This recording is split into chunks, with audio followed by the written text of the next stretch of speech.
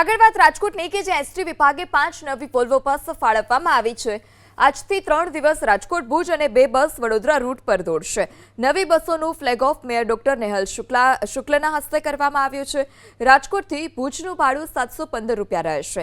જો કે ટૂંક સમયમાં વધુ 6 નવી બસો પણ રાજકોટને મળશે।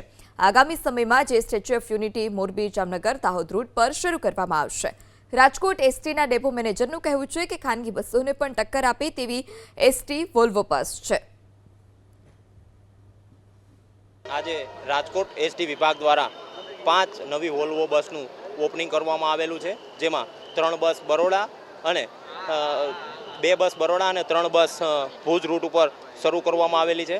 બરોડાનું ભાડું 803 તથા ભુજનું ભાડું 715 રૂપિયા રાખવામાં આવેલું છે।